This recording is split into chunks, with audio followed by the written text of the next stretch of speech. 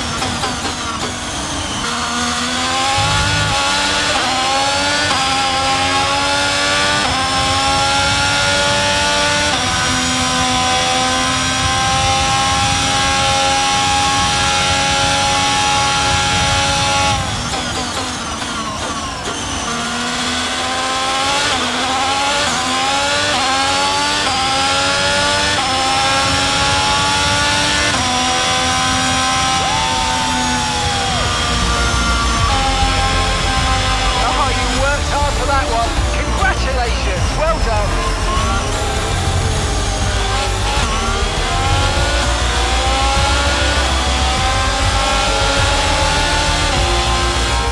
A sterling effort from the team and a magnificent drive to secure victory here at the Saudi Arabian Grand Prix.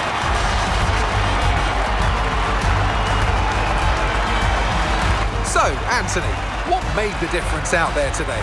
Well, they certainly stood out as a driver with tons of confidence on the track. I think their ability to keep their cool, even during some of the more hectic parts of the race, meant they were able to capitalise on the mistakes of other drivers, giving them the opportunity to make their way to the top spot with ease.